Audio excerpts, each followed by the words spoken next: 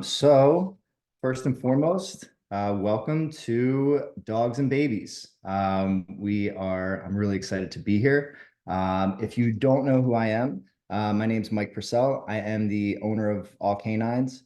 I am a certified professional dog trainer. So I have gone to school, I've taken courses, done many hours of training with all sorts of different types of dogs and different types of behaviors. Not only am I a certified professional dog trainer, but I am also a certified girl dad. I am the father of a wonderful 7-year-old girl named Mackenzie and a beautiful 4-month-old baby girl named Leah. I'm also a U.S. veteran. I served in the Air Force. Boxers are my breed. You will see a number of pictures of boxers.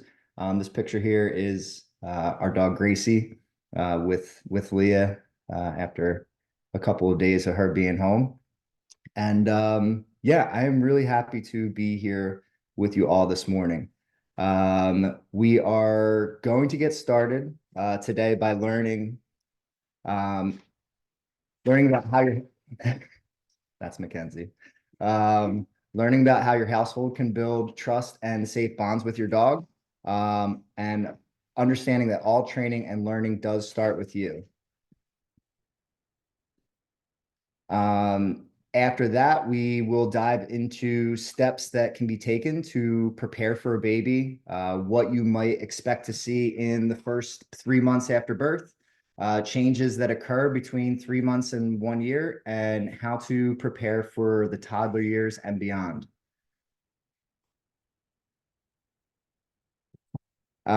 Finally, we will discuss what you can begin implementing from a training standpoint to help begin setting your family up for success.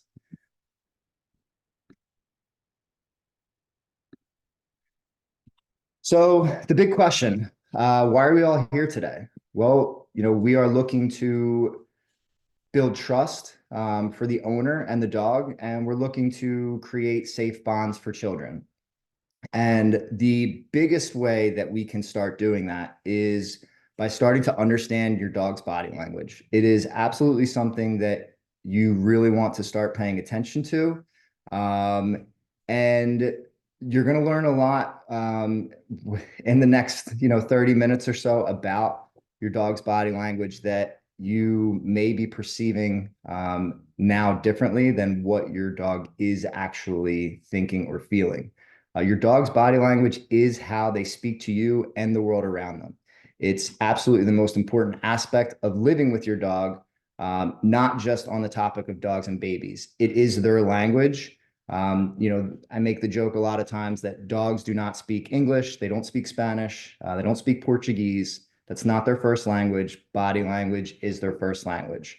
And understanding their body language and signals can help us better understand their emotions and needs in the moment.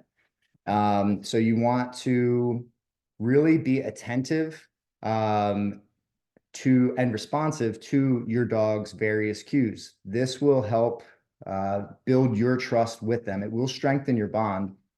They'll trust you more because they will have less concerns about maybe being manhandled.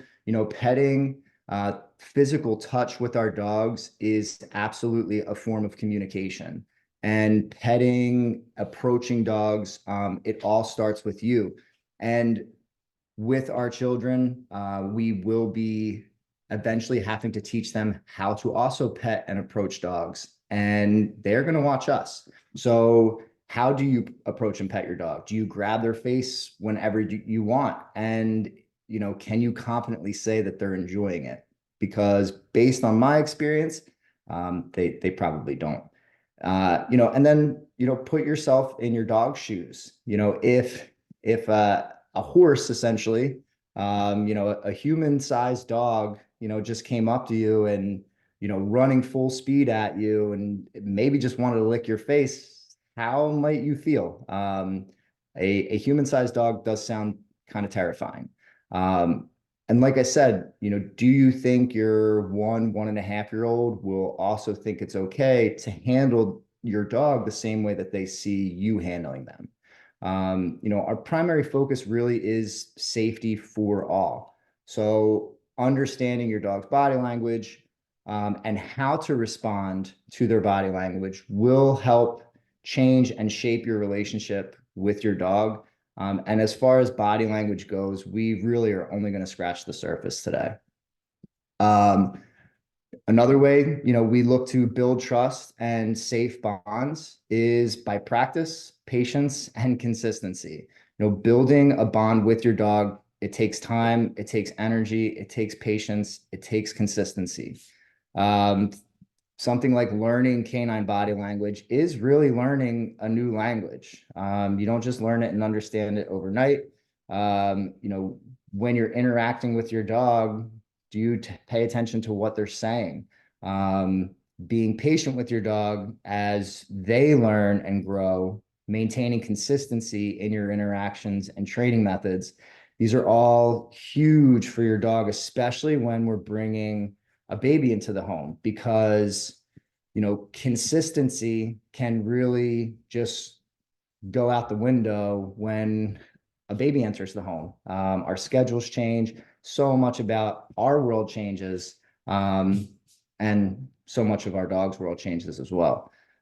Consistency, like I said, is huge. Predictability helps establish that trust and reliability in your relationship. So, when I say predictability, your dog wants to have clear, effective communications with you.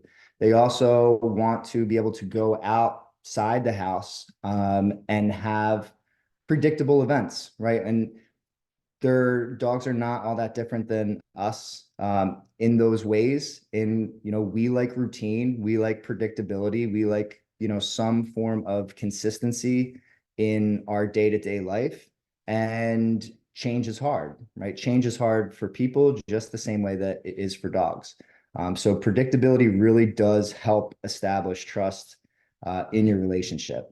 And excuse me, when I talk about training, I look at training as dog training is really more meant for you, the owner, than it is the dog. Dogs pick up patterns extremely fast. And with the right high value reinforcer, they can learn even faster. It really is us people that are kind of erratic, possibly over the top with pitch, tone, with our body signals, kind of moving all over the place. Our vocalizations, right? Like what we're saying to our dog, inconsistent, impatient a lot of times, right? Sit, sit, sit, sit, sit, something like that. It doesn't even give your dog the time to comprehend what it is that you are saying to them. Try and say that to a kid, right? Normally, you're probably just going to say, "Can you sit down?" And then you're going to wait for that response. Where with our dogs, we have a tendency of just this regurgitation of the same word over and over again without even really allowing the dog a chance to respond.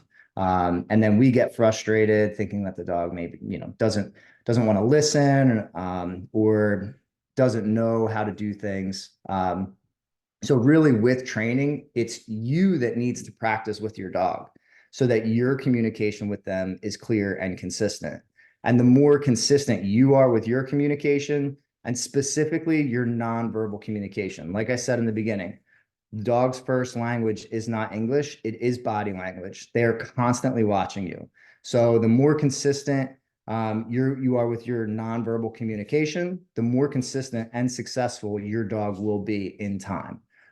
Consistency with kids is really important too. We want to create patterns with our children and our dogs. It is your responsibility as the parent to teach your children how to behave, not just with the resident dog, the dog that they live with, but all dogs. Running around squealing may be okay around your dog because your dog is familiar and comfortable with your child, but a dog that your child's never met, that you maybe never met, that could, be a totally different type of situation. Um, Something as simple as teaching children to wave to dogs instead of approaching and petting them can absolutely build trust and confidence for your dog around children. And again, not just your own child, but other children as well. Um, this also goes for you. Is your child seeing you approach and pet, every dog that you pass on the street? If they do, there is a good chance that they will mimic that behavior. So show your children how you want them to greet other dogs. Um, Positive reinforcement training. So this is from a training standpoint, this is massive as far as building trust and safety. So positive reinforcement techniques. It's not meant to, pump the dog full of treats. That is a huge misconception. Rewards can be in the form of food, of course, but interactive play is probably more rewarding for a lot of dogs than food. Verbal praise and, some petting can be rewarding. There really is a time and a place for petting, though. So, the huge plus about positive reinforcement training is that it helps create positive associations.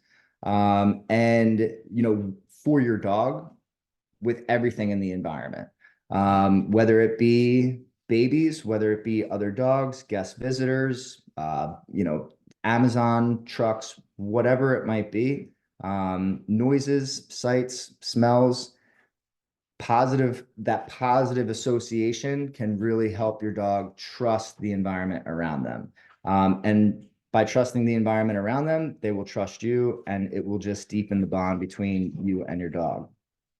A big one, especially when we're having babies, is making sure that we are spending quality time with them. Obviously, schedules can get really challenging as we bring babies into the house, less sleep. Man, there's all sorts of things. But if you can really focus on dedicating regular time each day to engage with some sort of activities with your dog. Going for walks is nice. However, I will say, living in Manayunk and Philly, I see people walking their dogs all the time, even people with kids, and they're staring at their cell phones. You are not engaged with your dog. You are just along for the ride at that point. Really recommend putting the phone away and watching your dog, right? Learning their body language, how they feel on their walks. We have plenty of time for our phones and those distractions. Spend that little bit of time with your dog each day dedicated to them. Play games with them. Inside the house, outside the house, at the park. We will talk about, some different games that you can play with your dog. Cuddle sessions on the couch are great quality time together. Nice, gentle, soothing petting, and even, extended massaging or petting, prolonged where you're just kind of hanging out, watching TV on the couch together and, just spending time next to each other. That quality time really does strengthen the bond, and it's going to help your dog feel loved and valued during a time when, the amount of focus and attention that you give them can really start to diminish. And then huge one, this is massive for your dogs. Stress management is mental stimulation through predatory outlets. Really what I'm talking about here is engaging with your dog and having your dog engage in very interactive activities. Ideally, these activities are looking to stimulate, your dog mentally and possibly physically. There's a whole number of puzzle games, and I'm not talking about the ones that you can buy from a pet store. They're cool and all, but also, in my opinion, a giant waste of money. Going back to the point where dogs pick up patterns very quickly, dogs can solve a puzzle very quickly, and after two or three times, they know how to solve it like that, and they lose almost all interest. I am more big on things that you have around the house, and creating puzzle games that can be really challenging, but also a lot of fun for your dog. Other things like agility training, if that's something that you're into, can be really stimulating both mentally and physically for your dog. And then my absolute favorite are interactive games like tug, where you are truly interacting with your dog, and you are incorporating all sorts of training aspects into your play. And these activities really will provide opportunities for bonding while ultimately keeping your dog active and engaged and stimulated and not bored. So understanding your dog's body language. When we look at dog's body language, we are ultimately putting puzzle pieces together. And when observing our dog and learning to read their body language, we really want to observe them from the nose to the tail. So we're going to focus on 5 major body areas: body posture and nose orientation. I like to say where the nose goes, the dog follows. But when looking at the body and nose, is the body stiff? Is it fluid? Is it moving forwards or backwards? These all tell a story.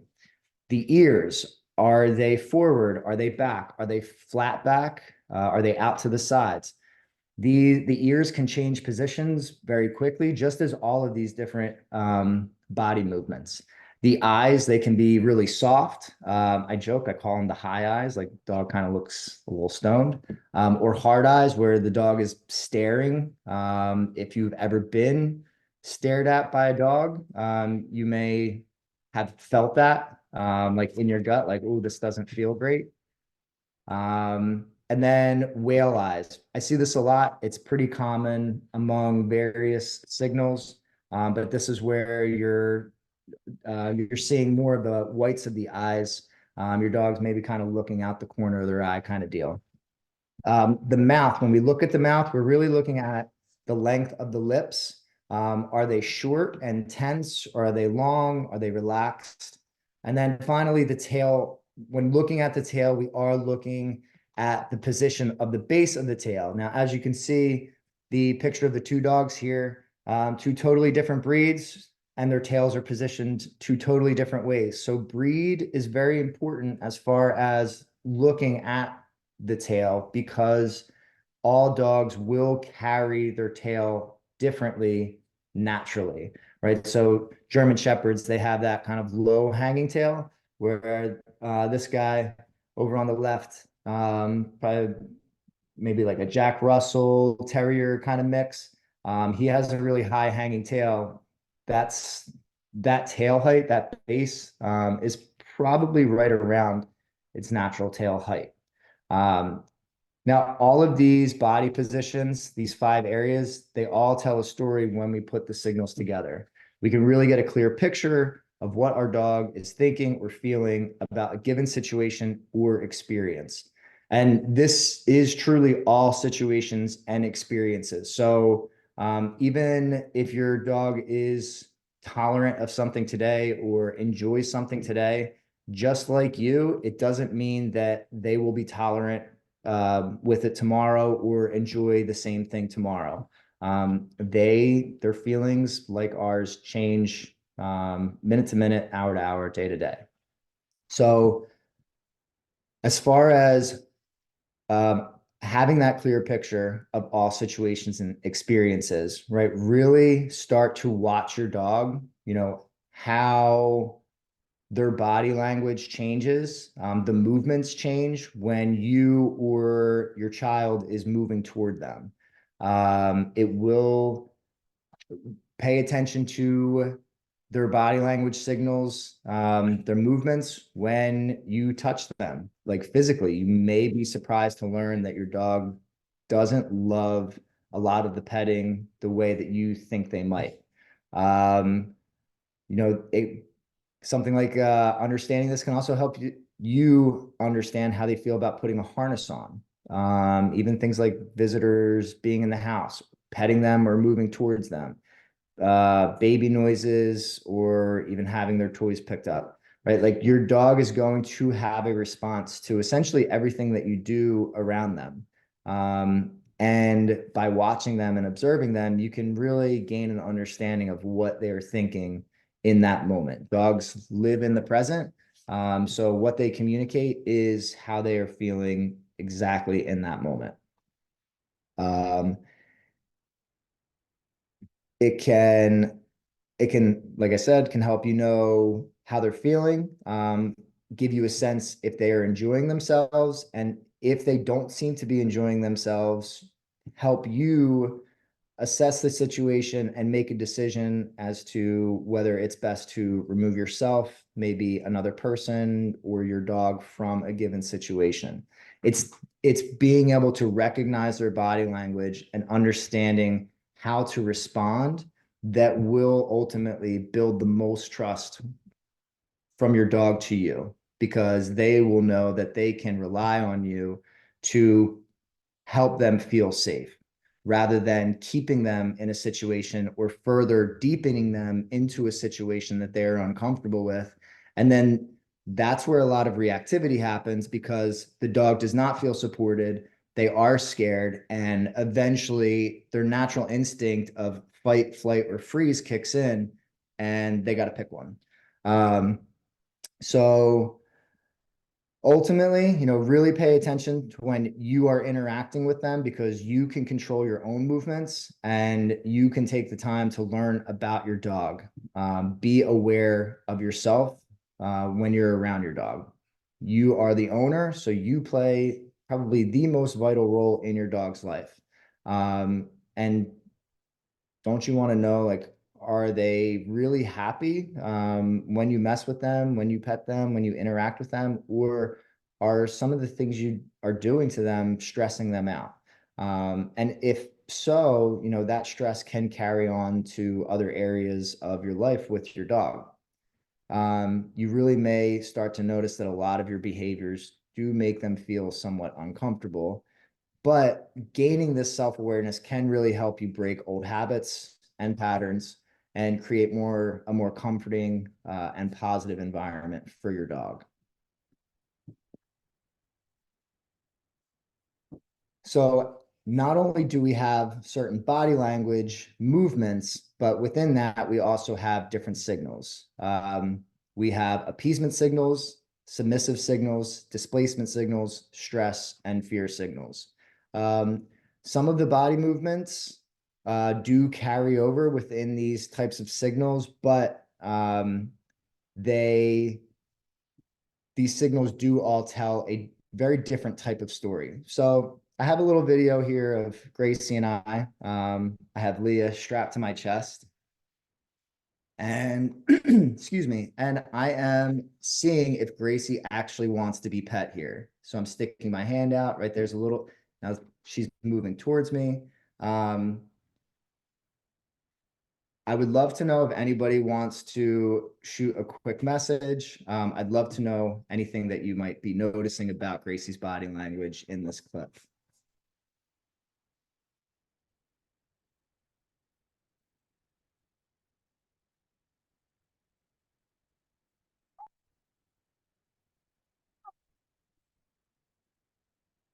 So there's a whole lot that's going on here. Um, yep, somebody said she's turning her head. That could be, I'd have to pinpoint exactly, but I think that might have been when Leah made like a big noise. A lot of what I see from Gracie in this moment is conflict. Um, with Leah being close, with Leah being noisy. Gracie loves being pet, but it seems like the noise is putting her under conflict and making her unsure if she actually wants those pets or not, which is why there is some avoidance there. So the first signal that we're going to talk about is the appeasement signal. This is the fun one. This is the attention seek. These are all the attention seeking signals, right? So jumping, barking are certainly probably the top appeasement signals, because your dog has absolutely learned that when they jump on you or others, when they bark at you or others, it gets them something. So it's reinforced over and over and over again. But a lot of other attention seeking signals are things like pretzeling. So when your dog moves their body in funny like C shapes, or things like this clip of Gracie here, where she is on her back, and she actually starts to kind of do a bit of a dance. I don't know if any of your dogs do this as well, but I know in my household, at least, when we tend to see this, we tend to start laughing, or smiling. Gracie, being that she speaks body language, she understands our vocalizations and our laughter. She understands them paired with our facial expressions of smiling. So she knows that this is a way that sometimes gets her pet when she's looking for attention. With things like pretzeling, your dog may like shove into you. Or I'm sorry, aside from pretzeling, your dog may kind of like shove into you, walk into you, lean into you. That's known as nuzzling. You may see a lot of play bowing, and not even necessarily like when your dog really goes into a play bow, but even just that position, kind of holding it in a stretch, that is your dog kind of saying like, hey, I'm happy that you're here. Ears back can be part of appeasement, just not flat back. Dogs will move their ears in all sorts of different positions, but a lot of times with appeasement, kind of that puppy look, the ears will be back. Sometimes they might lick your hand, right? Trying to get your attention. Like I said, dancing on the back with belly exposed. And my personal favorite, outside of watching Gracie dance on her back, is the smile. Bully breeds, especially the pit bulls, they're notorious for their smiles, and they're just such a pleasure to see, especially when they're having the time of their life. Something that Gracie and Bella, our Bella, does as well is when you're petting them, they will lift their paw and kind of place it on you. All of these little things are appeasement signals, and they're essentially letting you know that they're happy to see you. They're happy to be interacting with you.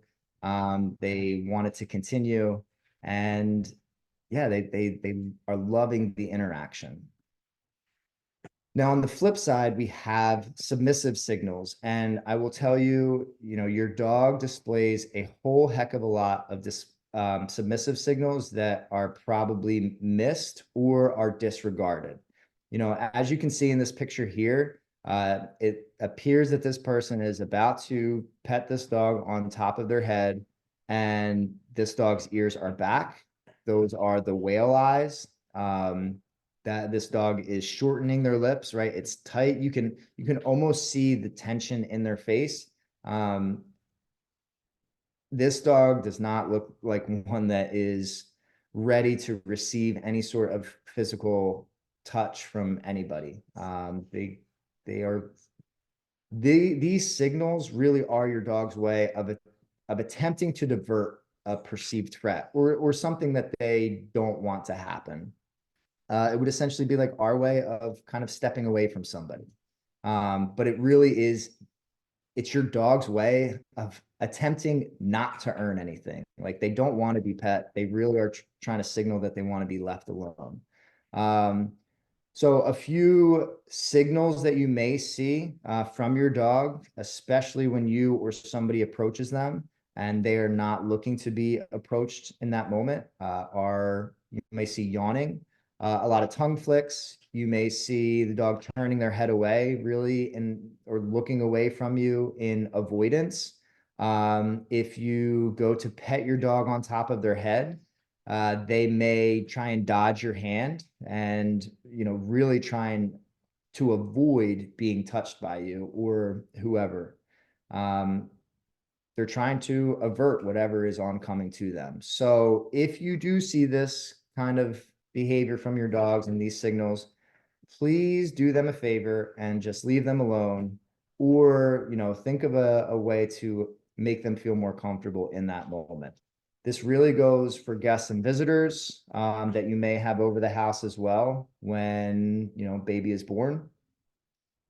Be sure to be your dog's advocate, right? If somebody is petting your dog or interacting with your dog in a way that is making your dog visibly uncomfortable, ask them to stop. Like there's no foul in that. You would do the same thing if somebody was doing something to your baby that was making you feel uncomfortable. So we would have no problems doing it with our kids. So you should not have any problems asking somebody to stop with your dogs. You here in my notes said, you wouldn't let anybody walk up to your stroller or carrier and put their dirty fingers all over your baby, would you? And you really wouldn't, right? So like when you are out and about, you don't have to let strangers, pet your dog. You can say no, and you don't have to give an explanation or a reason to that. When you are looking at the body for submissive signals, it may appear stiff, frozen. The dog may drop and expose their belly. It's very different than that dancing on the back. If the dog is laying belly up, their body is probably lowered, very stiff, and ears back, whale eyes. The tail could be tucked, not necessarily all the way under, but could be tucked a little bit. And the wag is likely to be short and erratic if they are wagging their tail at all.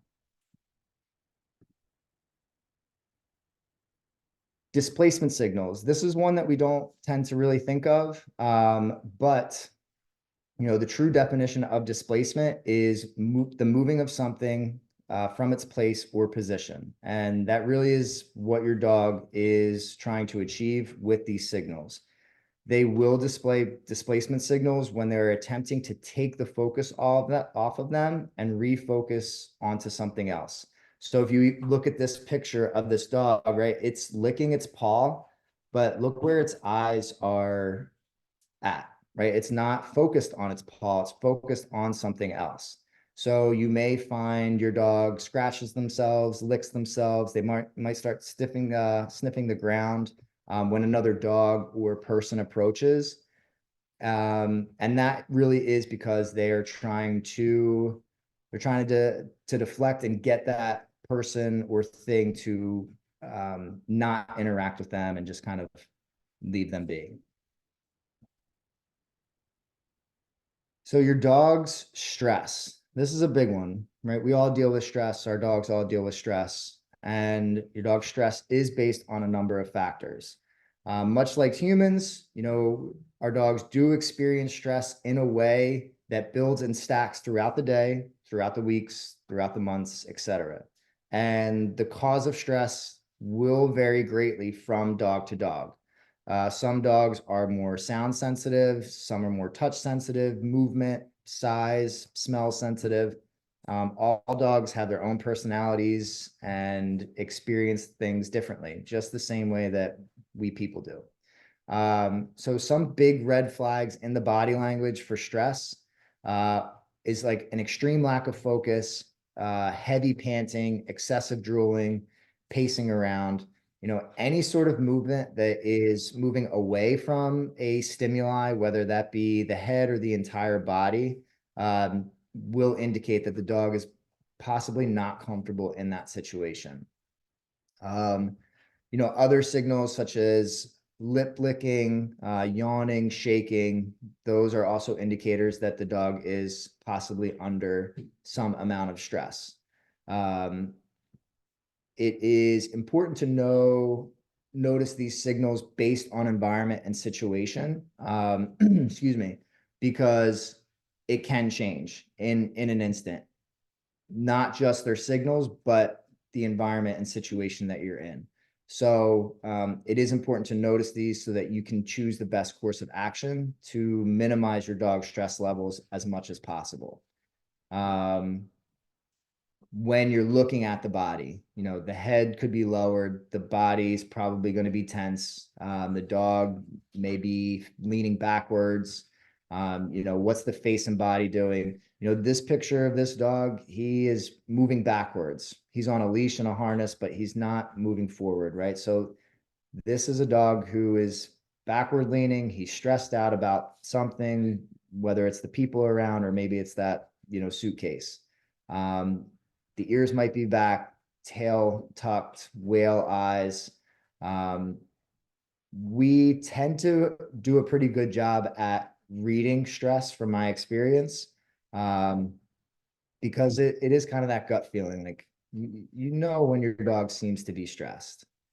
But these signals are clear indicators that they are feeling some sort of stress.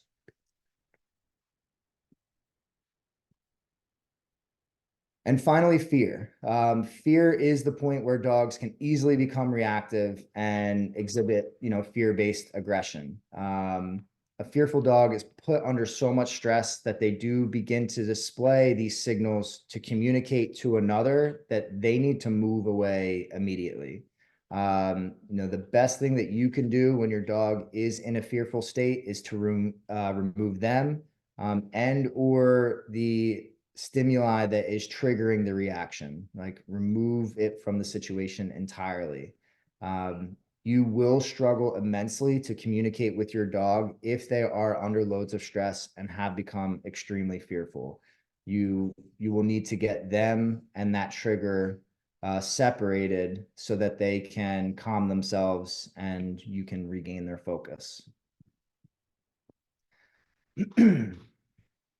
So this here is a stress escalation ladder, just to kind of show you some of the different signals that your dog may display, displacement signals, calming signals, and how it can, excuse me, escalate to what we see as preparing to defend, right? And that is not preparing to defend you.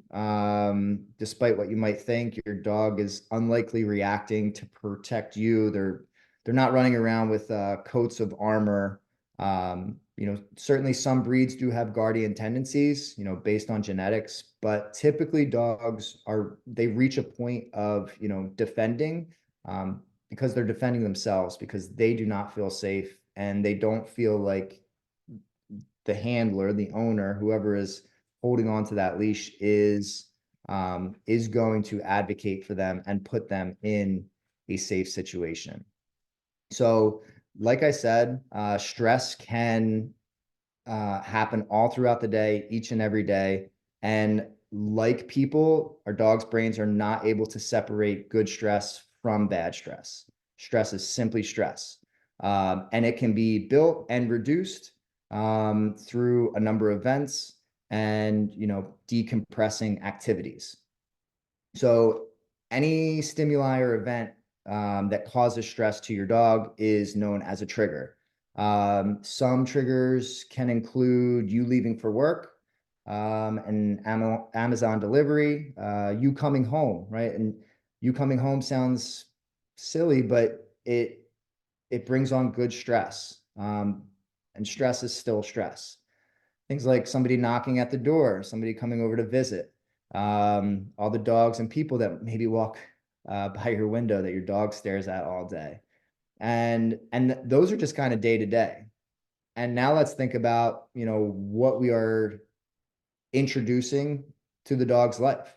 When we have babies, we are bringing this tiny, smelly little thing, living being into our home that gets more attention than them the second we bring them into the house. Their walks are possibly reduced, their play is possibly reduced, training is possibly reduced. They're certainly getting less sleep. It's not just you who is experiencing the sleep deprivation. They get no space from a crying or noisy baby. Luckily, us as parents, we are able to get out of the house at certain points, even if just for a little bit. Your dog just can't grab the car keys and roll out for an hour and just take a break. So, it's something to be aware of. when your baby becomes mobile, moving baby, grabbing at their hands, or your baby grabbing at your dog's body and faces with lots of erratic movements. Emily and I are experiencing that now with Leah as she starts to become much more aware of our dogs. And, when Gracie or Bella is sniffing her, she is kind of flailing her arms around and she is starting to grab things. So we can see those movements of her starting to try and grab onto faces. Um, so trigger stacking is really something that we want to be aware of because we want to make sure that we are giving our dog decompressing activities. Sleep is the number one stress reducer. So it is the best thing for decompression. Things like training, sniffing, playing, etc. Those are all awesome. Our dog's stress and arousal levels will fluctuate day to day based on their ability to decompress and how much stress is introduced into their day-to-day lives.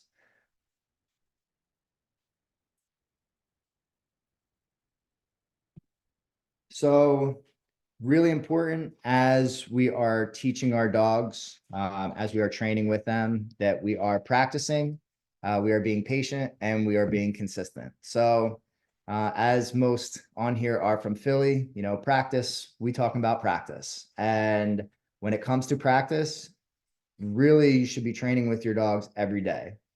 Any day that you are not spending time training with your dog is a missed opportunity. Is a missed opportunity to teach them, to learn from them, and to bond with them. As far as practicing goes, if you can dedicate a collective 15 minutes each day, couple minutes in the morning, afternoon, evening, night, the snowball effect will be huge. When you are dedicating this time to them, make sure that you are being prepared, know what you're working on, have treats, and really give your dog your full attention. Put your phone away, unless you're using a timer because you're working on, some duration work. Put the phone away. There's no need. Like, give your dog your full attention. I personally do recommend keeping your training sessions to a maximum of like 3 minutes so that your dog doesn't become bored, and then taking short breaks in between. Um, the more sessions in the day for less time tends to be beneficial because it keeps your dog motivated and not bored. But also, like, life may not always give you that option because you're new parents and life is crazy. So honestly, like, something is better than nothing. Um, just do what you can, and that's great. Like, don't put so much pressure on yourself to try and do it all. Um, Patience truly is a virtue, is one of my mom's favorite sayings. And whether it's with your dogs or babies or even family and friends,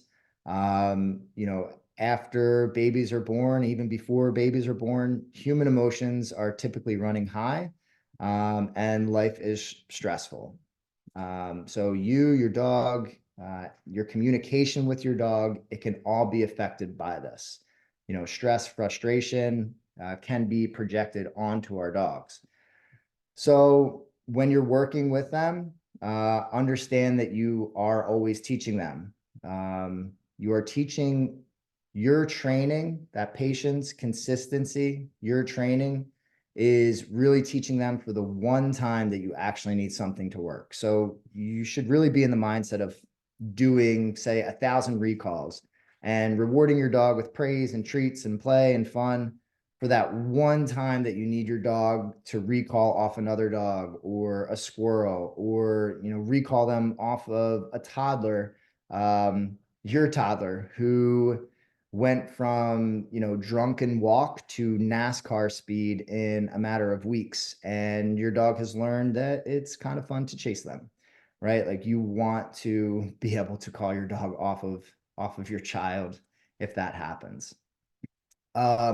One thing I do want to note is for multi-dog households, it's really important to understand that your dogs may be at different learning levels, and it is important to work with them individually first before expecting them to be able to perform successfully when together. Creating consistency is really about your daily routines. Dogs crave that predictability just as we do. We find comfort in it, and there can be a whole lot of changes with a baby in the home. So any way that you can create some predictability in your dog's schedule is going to be incredibly beneficial. You also want to create predictability in your body language, your signals, and any verbal cues you're using, along with any family members, right? Like the consistency has to run the board within the family. If your communication with your dog is erratic, expect your results to be erratic.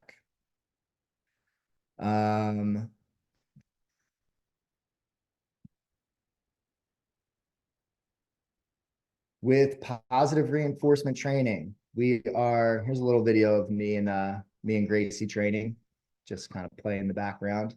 So you can see how I, work with my own dogs. But we are really looking to create safe and positive interactions. Training that is rooted in positive reinforcement focuses on rewarding desired behaviors, such as gentle interactions and calm demeanor around babies. By reinforcing these desired behaviors, dogs do learn to associate positive outcomes with those behaviors, which will ultimately lead to safer and more positive interactions with your dogs, your babies, and your toddlers as they grow. One of my favorite sayings when working with people is behaviors that are rewarded are repeated. This goes for behaviors that we might not necessarily like to see, such as jumping, but it also goes for behaviors like establishing a really strong place or recall. We are looking to build trust and confidence, strengthening that bond between dogs and their owners.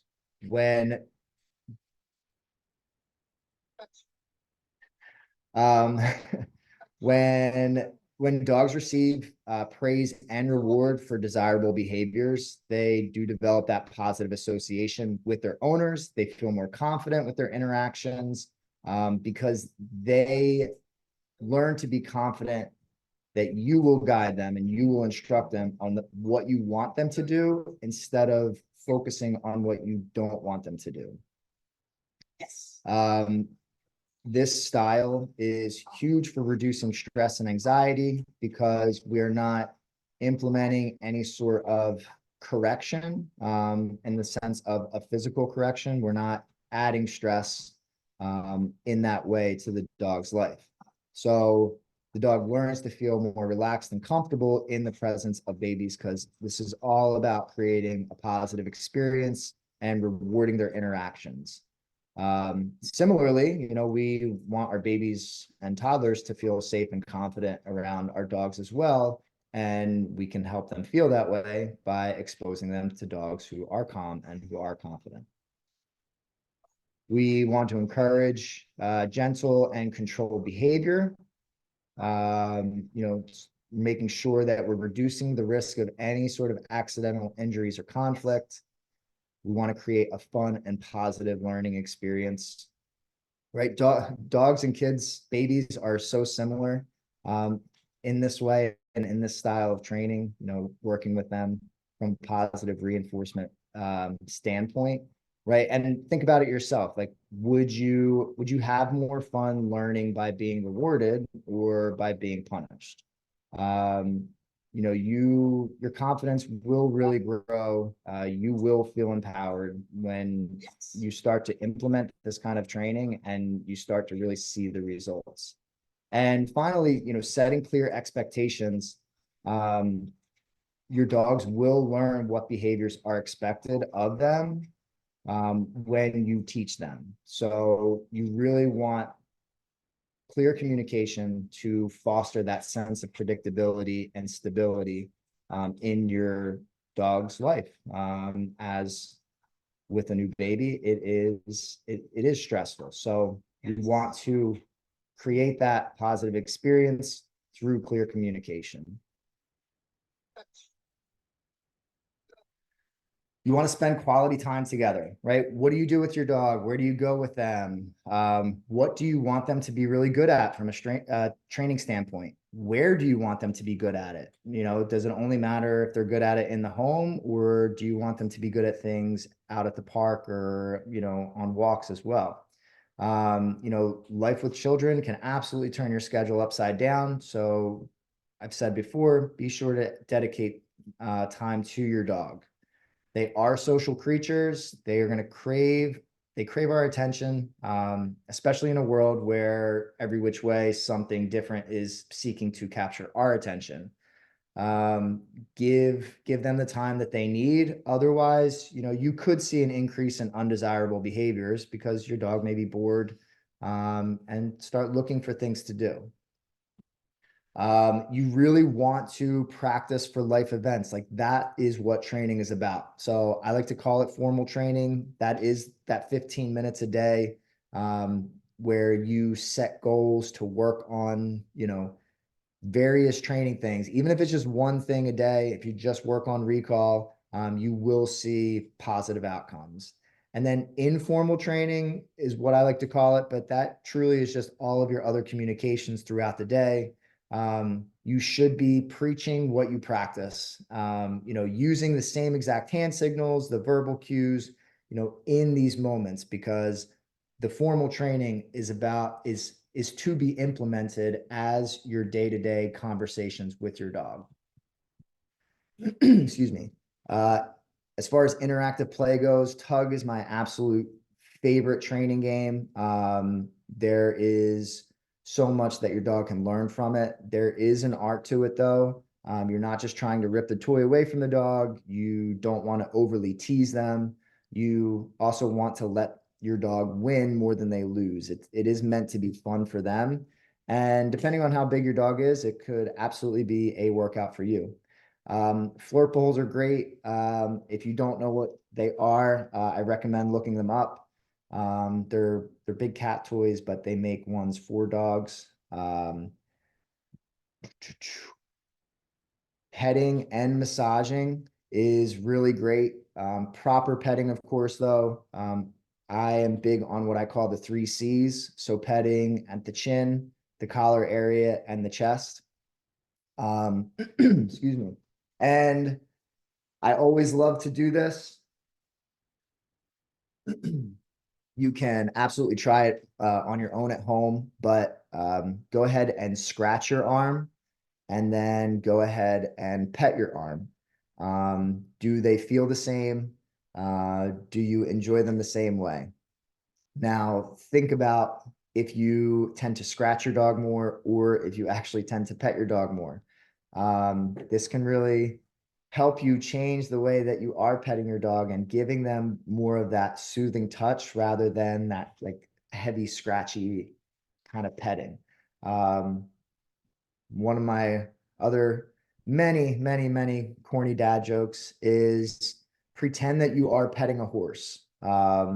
If you went up to a horse and scratched its ass, you'd probably get kicked in the chest. If you go up to that same horse and pet it very calmly and gently, that horse is probably going to fall asleep. And excuse me, expose your dogs to all sorts of environments, certainly within their comfort level. But take them places with you, make them part of trips, bring them to new places, bring them to old familiar places, whether it be the vet or even just a random parking lot. It doesn't really matter. Your dog just wants to be with you, and exposing them to new places and new experiences can help them gain a whole lot of confidence. Expose them to new things, right? You're going to have all sorts of objects in the house. Allow your dog to investigate things like baby socks and toys. There's nothing wrong with that. We want them to be able to sniff things. That is ultimately how they learn. And mental stimulation through predatory outlets. So we want our dogs to sniff. We want them to destroy things. We want them to chase things and tug and pull on things. We can use things like snuffle mats. Treat scatters are great for sniffing. Any form of training, whether you're working on something new or old, whether you're, maintaining a behavior or trying to progress.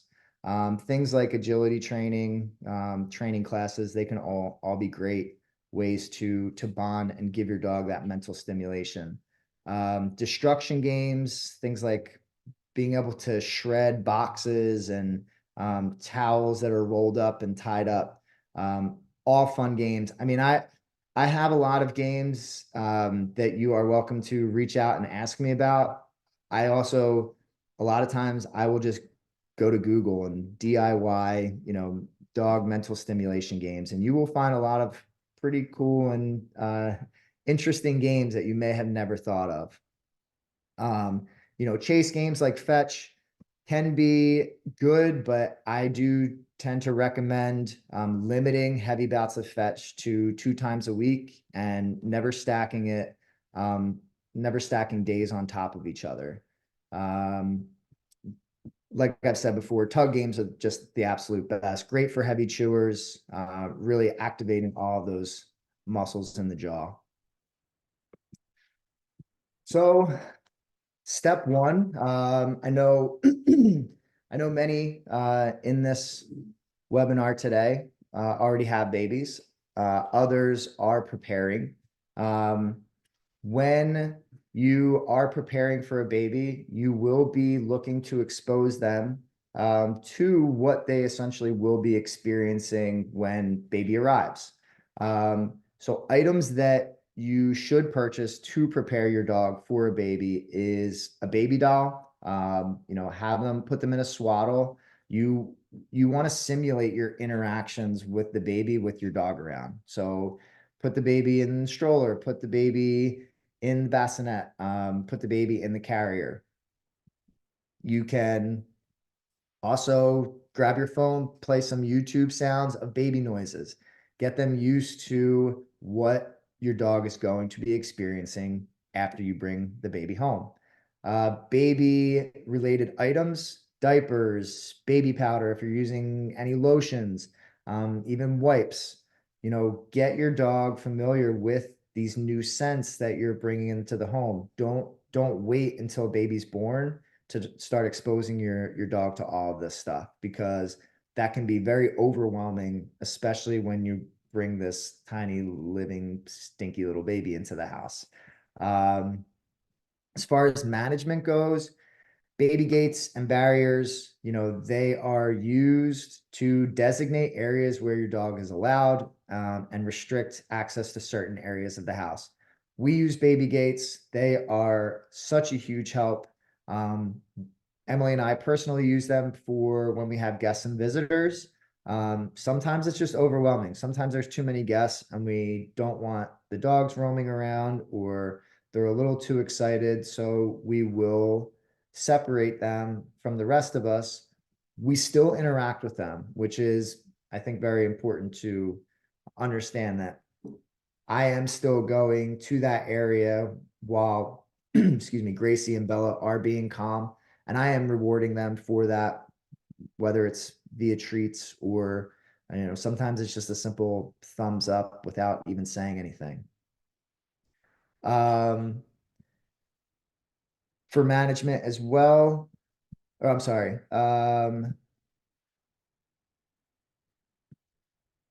for management as well, establishing a dog free zone, or maybe what I should say is a baby free zone. A space where your dog can retreat, like if they need to, whether that is a bed or a crate, but somewhere where they're not going to be disturbed by, baby or by you, where they really can just rest and relax. And then with the baby doll, and any of the items that you are going to be exposing your dog to, practice controlled introductions. Don't don't just whip the stroller out and start moving it around all over the place. That might freak your dog out. Like, be very intentional with what you are introducing to your dog.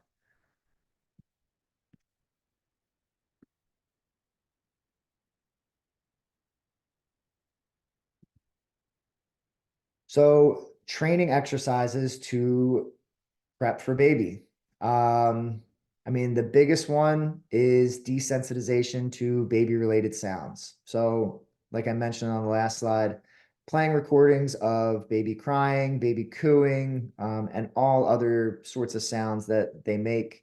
Um, get your dog acclimated to those noises and gradually, right? Like, don't put it on full blast volume. See how they react to, just low volume baby crying. Do they run away? Do they lay there and not budge?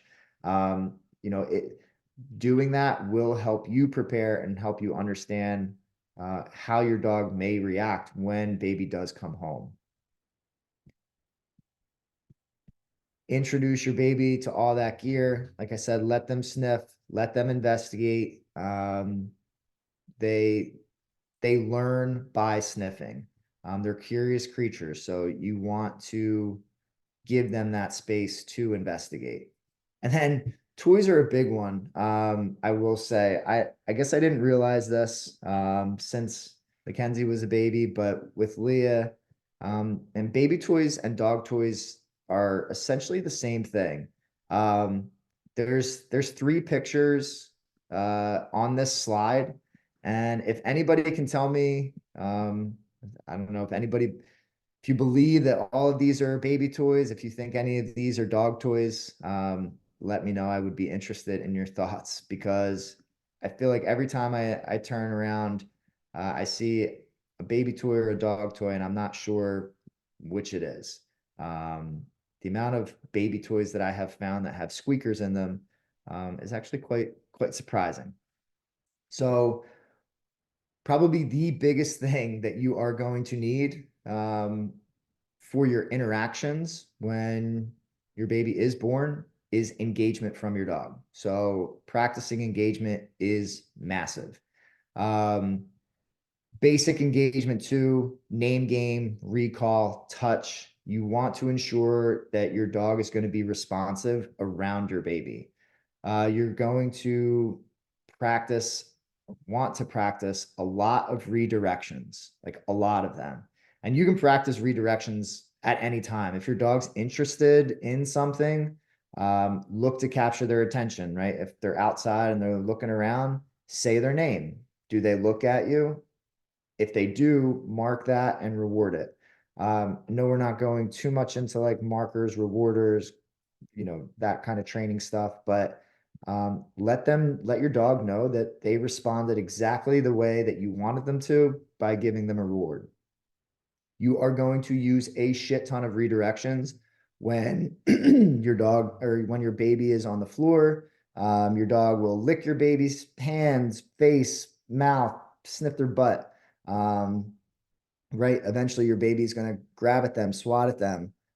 So you are going to be practicing a lot of redirection. It's going to be a whole lot easier to redirect your dog, call your dog off of your baby rather than being like, leave it, stop it, don't do that. Any of those phrases are not going to work because they're not anything that you're training on a regular basis. So use the things that you use on your day to day, and that is getting your dog, excuse me, getting your dog to engage with you. We want to create positive associations with baby smells. Dogs, they live their lives through their nose. That is how they gain the majority of their information. So you want to let them sniff all of the things, but make all of those situations boring. So don't don't shy away from allowing your dog to sniff baby socks just because you're afraid that they might eat them. Excuse me. Your dog is more likely to get into and eat things like baby socks if you make a big deal out of baby socks. If your dog grabs a sock and you're like, get back here and start chasing after them, well, now you've made that a fun game. Um, so they're gonna kind of expect a fun game the next time they pick up a baby sock. Make it boring, and just hold things out, let them sniff it, and leave it at that.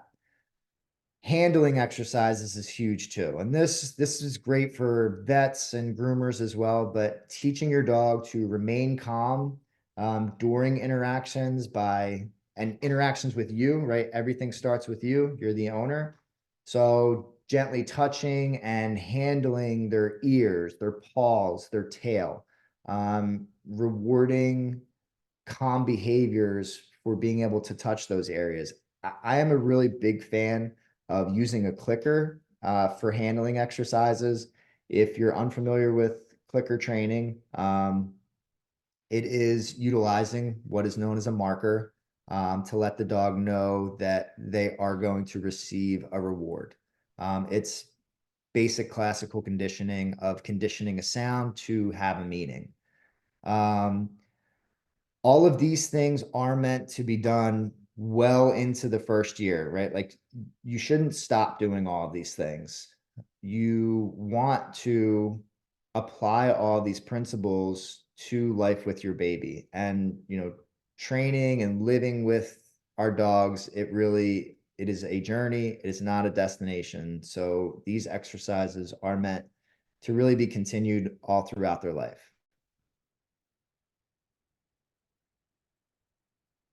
This is a video of Gracie and Bella about 24 hours after Leah came home. She's in the bassinet right there, and these two didn't really seem to know what to do with themselves. So in those 0 to 3 months, right, we have months, parents, grandparents, we have months to mentally prepare for a baby's arrival. Right, we do all of our own prep, getting nurseries together and getting boxes of diapers and all of that. But for our dogs, we are home one day, we're maybe gone for a few days, and then we come back with this tiny little thing that makes noises, it smells, and it garners all of our attention and all of the attention that our dogs used to get. Um, our dogs are going to experience massive changes in their schedule. They're likely to get less walks, playtime, less training, less sleep for everyone. And if you are like me, you may even forget to feed them a meal or two at a normal hour, at least during the first couple months. I've said before, hormones are running high during this, plus we have this massive change. It can create tension within the household. And sometimes that tension can get deflected to our dogs. So it's important to be sure that we're not putting our feelings on our dogs during these early months, because we're gonna be sleep deprived and it can be hard. Anyone that is currently in this stage or will be or is expecting and will be in this stage shortly, I highly recommend just giving yourself some grace during this time. Things might be easy for you, they might be really hard. You will need time to get into a groove. Ultimately, just do your best to give your dog what you can as you are able to. That give them your best, then you will get their best. As far as interactions, it is best to keep interactions super short during these months. You can have interactions while the baby is in the pack and play, while somebody is holding the baby, while somebody else is able to recall and redirect. You should also always allow the dog to move towards the baby, not moving the baby towards the dog, because that could make your dog feel threatened, especially, once you start getting more towards that 3 month mark where they are moving a little bit more, where they are making more noises, your baby could do something completely erratic that spooks your dog. From 0 months on, it's really important to establish routine and predictability for your dog. Um, this goes for feeding times, walk times, nap times. The natural sleep cycle of a dog, without getting too deep into it, they have 2 awake periods and 1 rest period. Their first awake period tends to be between the times of 6 a.m. and 10, 11 a.m. And then from 11 to about 2, 10 to 2, 10 to 3 is really like a rest period. And it does vary for dogs, but typically that's their rest period. And then from about 3 to 7, 3 to 8 p.m. is their second awake period. An adult dog should be getting about 15 hours of rest a day. No, it seems like a lot, but it's really not. When you are providing them with plenty of decompression activities and mental stimulation, more sleep will be promoted because they will be mentally tired. I highly recommend keeping as much about the home environment calm as you can. Your dog will be watching you to see how you act around the baby. So if you want calm behaviors from your dog, you also need to practice being calm. Like I mentioned before, emotions can run high. So if you are frustrated or upset about something, your dog will absolutely see that. Being that you weren't frustrated before the baby came, your dog could perceive the baby as the cause of your emotions. Dogs are really smart. Um, you may see a lot of attention-seeking behaviors. Dogs see us as their primary resource, and our attention is something that they do seek. So with less interactions from us and a change in their entire life, their schedule, and their environment, you may see your dog resorting to more attention-seeking behaviors, such as jumping, barking. These aren't bad behaviors, right? Your dog is making attempts that in hopes that their behavior will get a response from you, which I think is really funny because, who's conditioning who at that point?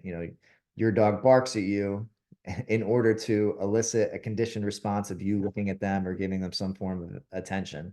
That is a hella smart animal. The big thing with those attention-seeking behaviors is we often respond to them because they're annoying, but our response to them is exactly what the dog wants.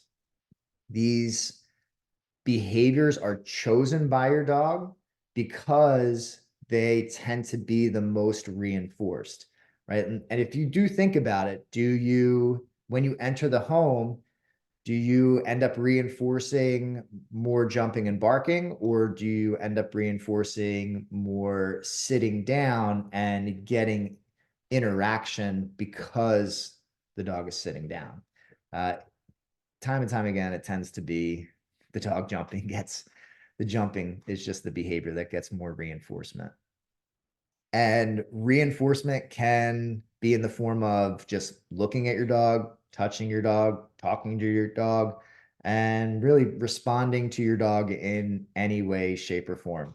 So instead of responding to these behaviors, when they jump on you or bark at you, if you instead gave them zero nonverbal or verbal feedback, and instead you gave them a chance to stop that undesirable behavior, and then after a short pause, ask them to do something that you would prefer, such as sit, lay down, place, your dog will choose behaviors that get them rewarded. So if you're patient and you reward those behaviors, the sits, the lay downs, the places, you increase your chances of seeing those behaviors again and again and again.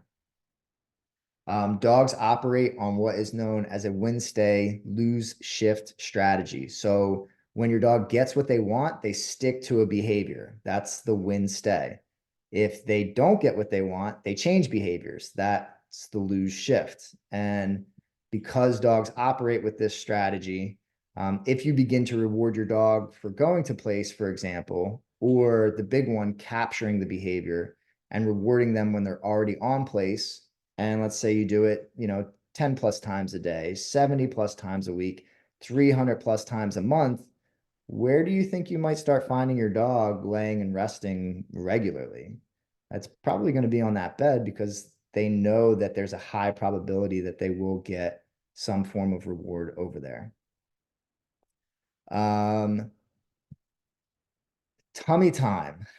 If you're placing your baby on the ground, you really want to establish boundaries with your dogs.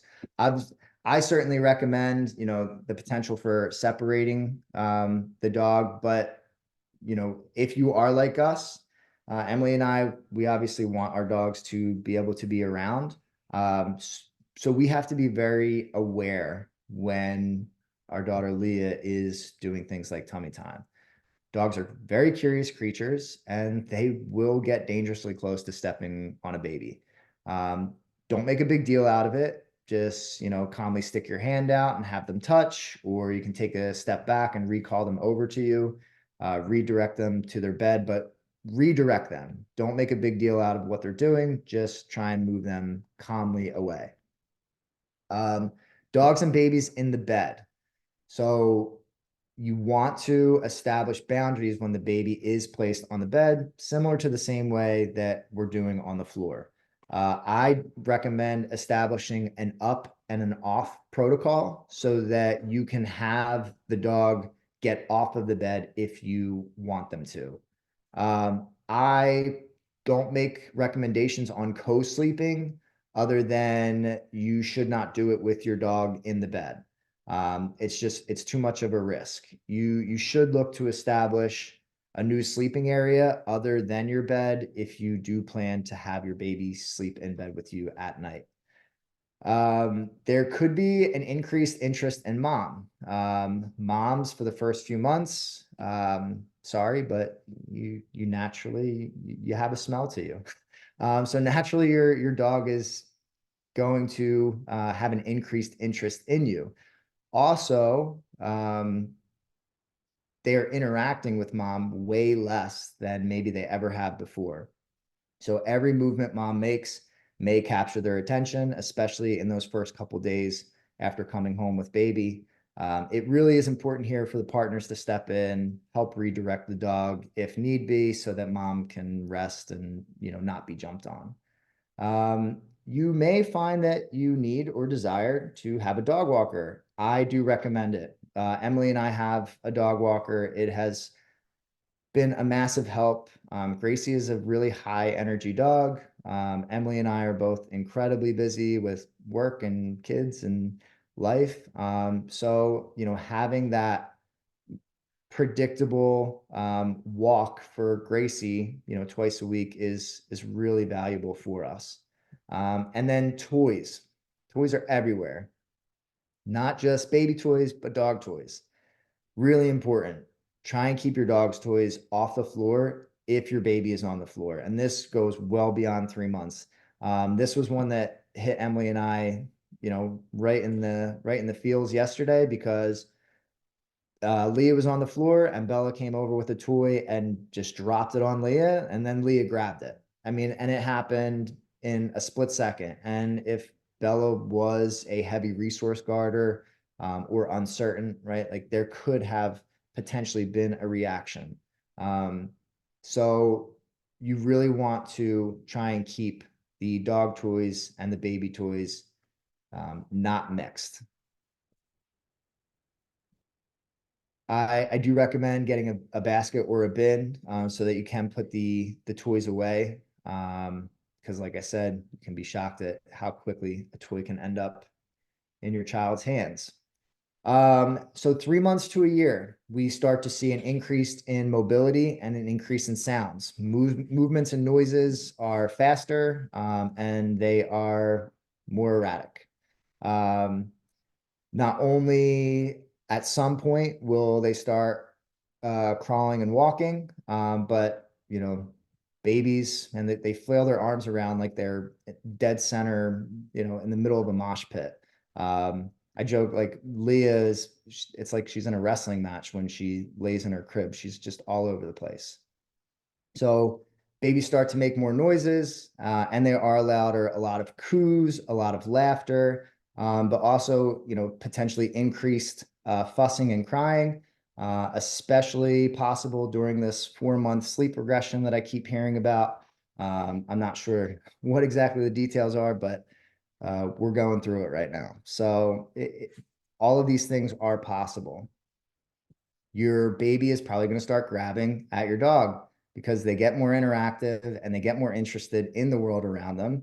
And when your dog's interacting with them and is sniffing them or licking the remains of lunch off their face, there's a good chance that your baby may grab at their ears, stick their hands in your dog's mouth, accidentally poke their eyes. So these are all things you want to be really aware of. Baby talk, and that goes for you.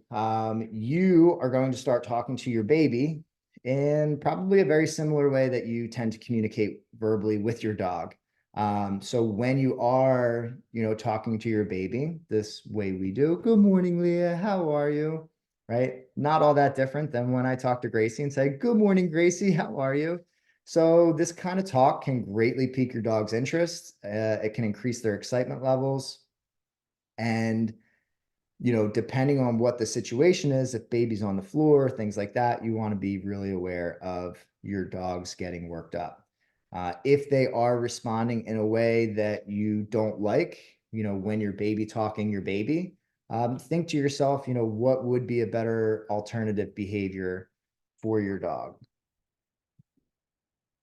I know I talked about baby toys and dog toys. They're basically the same. If your dog does go for your kid's toys, avoid overreacting.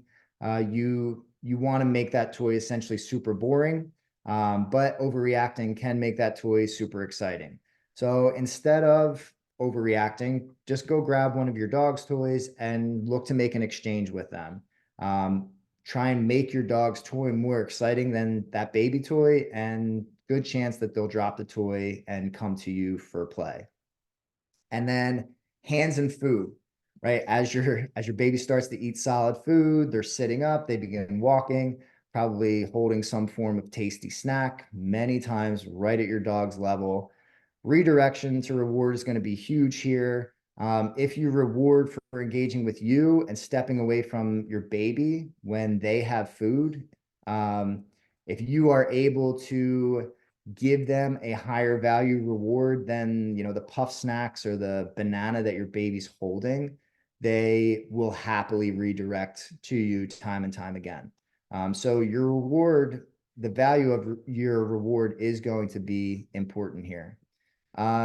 And then, management is always going to be really important. Stroller walks is something to think of, as far as gear goes. Are you walking your dog, and pushing the stroller at the same time? Does your dog seem to enjoy that? Or does it seem to be adding stress? Because if so, it's not productive to take your dog for a stressful walk, when we are looking to decompress on those walks.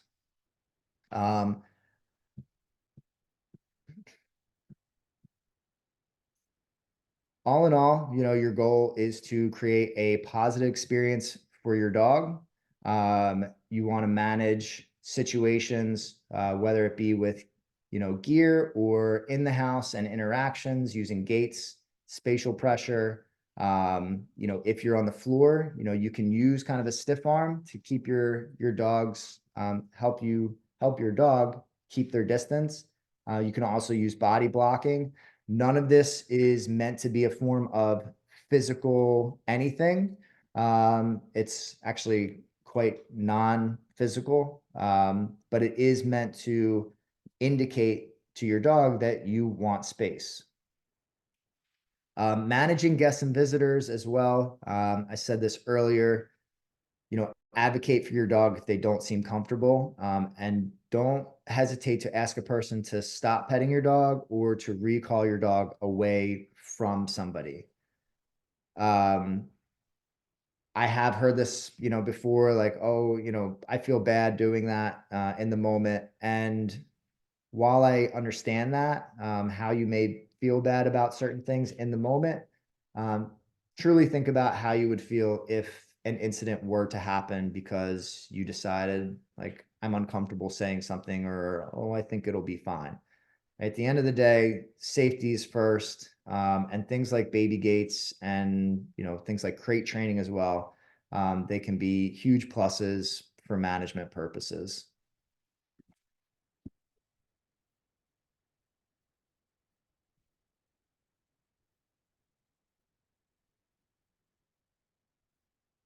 One second.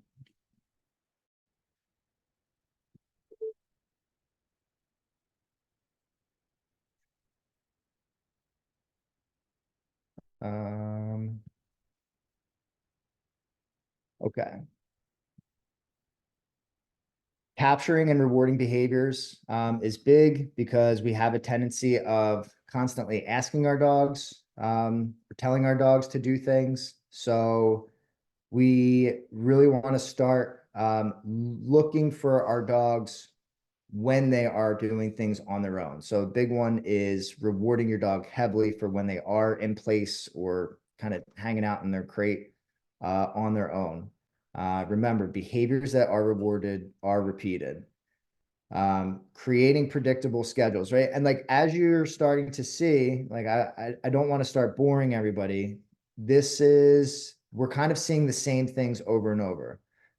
Capturing behaviors, calm behaviors, predictable schedules, decompression activities, right? Like, these are all things that you should not just be implementing from a baby standpoint, but just from a life standpoint. Keeping your training simple. That's a big one, right? Like, make it easy for you and your dog. Avoid conversations which can confuse the dog and reduce success in your training. Really keeping it to a handful of words with consistent body movements and hand movements. And then ultimately, like, don't expect more out of your dog than you expect out of yourself to teach your dog. Said this, don't cry over spilt milk. Really, like, avoid overreactions. Dogs are curious creatures, babies are curious creatures. If you do overreact to your dog's behaviors, you could potentially strengthen a behavior that you don't want to see. So I said it before, two dogs, behaviors are not good or bad. They live in the moment and everything they do has a purpose. So they investigate a lot, they smell things, they lick things. It's really natural.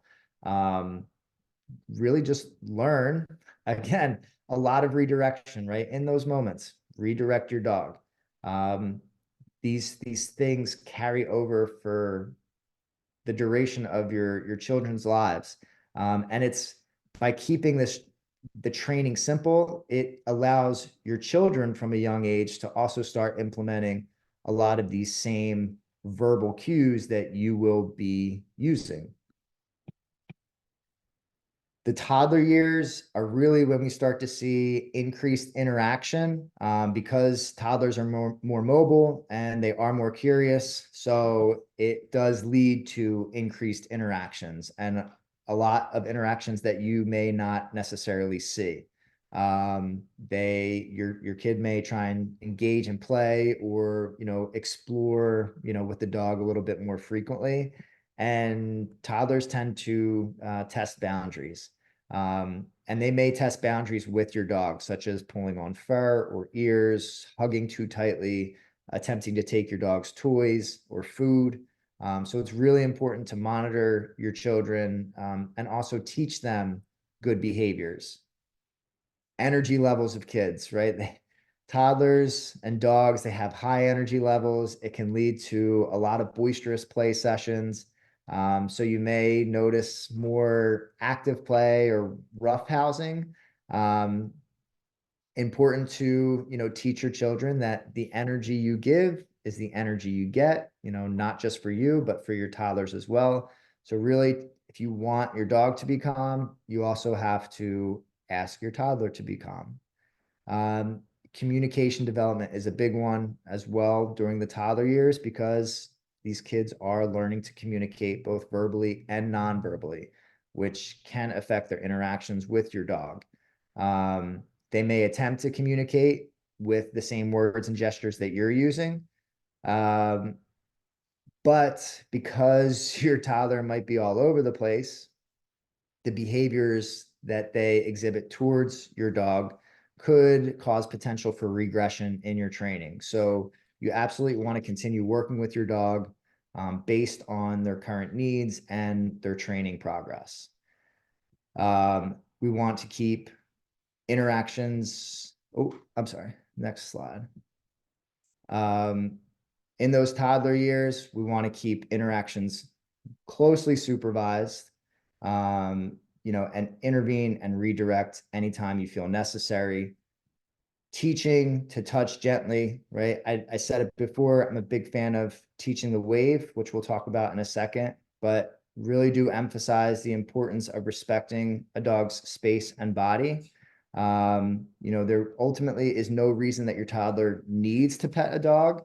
But if they are going to, I think it's great to set the clear boundary of them asking you for permission to pet a dog. This way you can assess the dog, assess your dog or a strange dog, and make the decision for your child rather than your child making the decision for themselves. Like I've said time and again, provide plenty of enrichment and mental stimulation for your dog, because this will ultimately help prevent boredom and reduce the likelihood of those undesirable behaviors.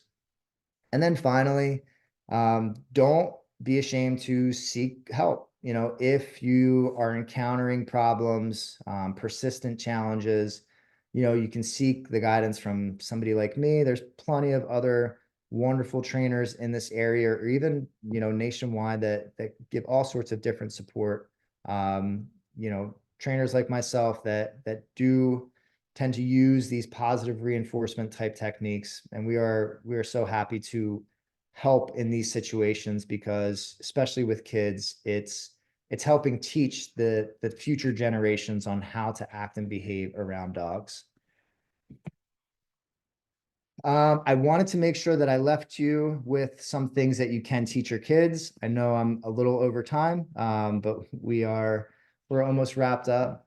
One is waving to say hello. I know I said it before, but rather than your child, making your dog uncomfortable, you can teach them to wave, and you can do this. Slides are frozen. Oh, I'm sorry, the slides are frozen. Give me 1 second to see if I can fix that. I apologize.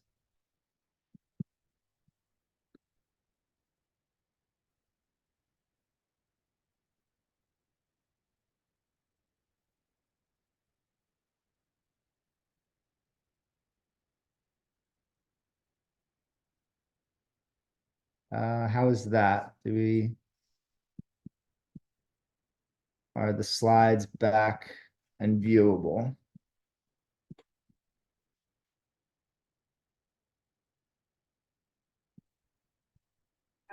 Yes. Awesome. All right, great. Thank you. So this is a big one. Just teaching your child to wave. This can be taught from, under a year old to, well into the toddler years. So I really like this approach when it comes to children and dogs.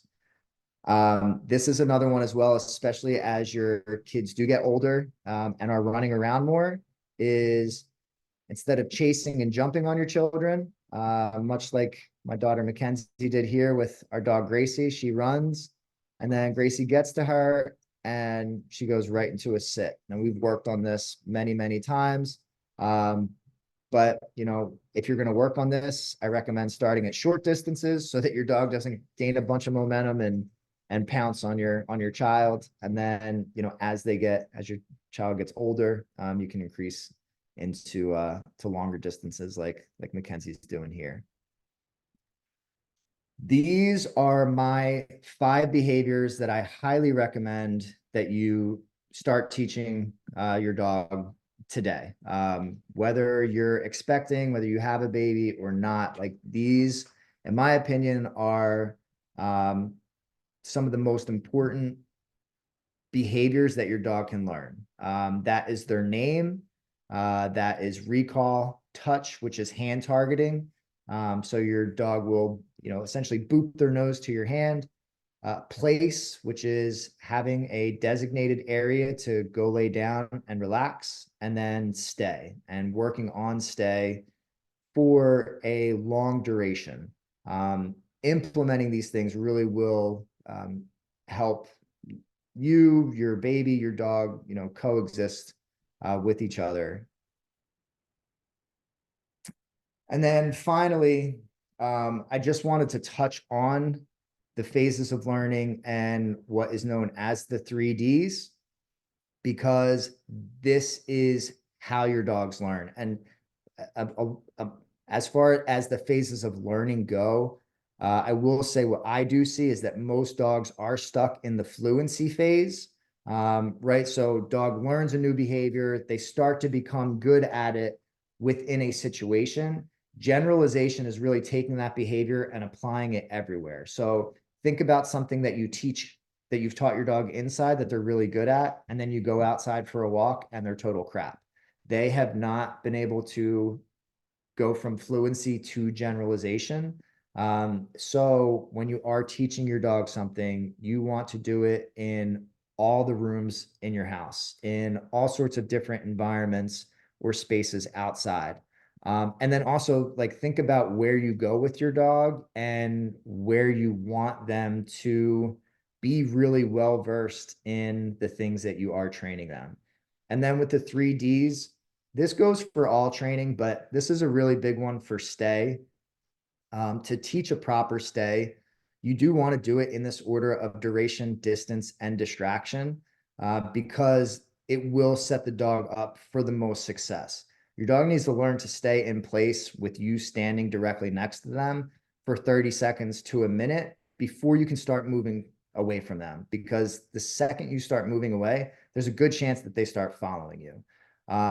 So teaching in duration, distance, and then finally adding distraction, because distraction creates the biggest challenge. A lot of times what I see is people trying to skip duration, go to distance, and then increasing distraction way too quickly. So think about, the 3Ds when it comes to teaching your dogs about things with children, right? Things like noise sensitivity, play baby sounds for a few minutes, increase the duration on that. You can increase different distractions. You will increase different distractions by bringing new things into the home, not just baby, but all the items, all the rearrangements that you will end up doing.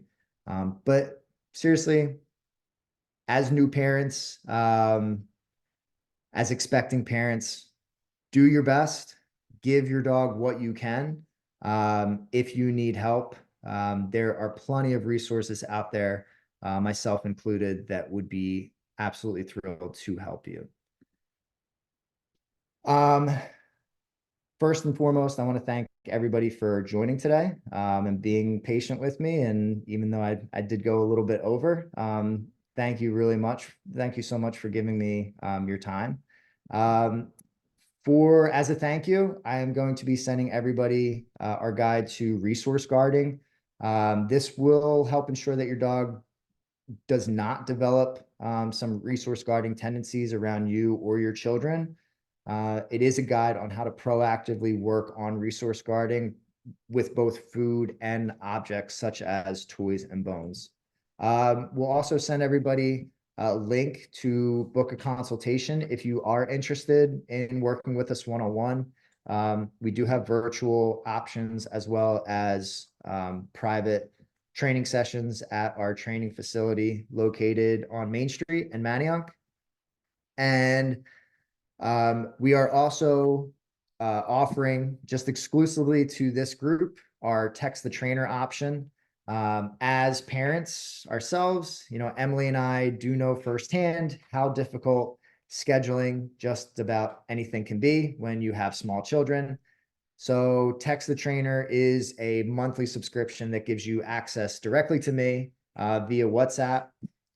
You can message me all of your dog questions, be it about your dog's behaviors, how to begin training a new behavior, how to make progressions, and literally anything about dogs. And in return to your questions, I send text messages, audio messages, or videos giving you guidance and support that you need to help you with whatever it is that you're looking for help with. And then finally, we will send you a copy of this recording for you to view at any time. And yeah, like I said, thank you for your time.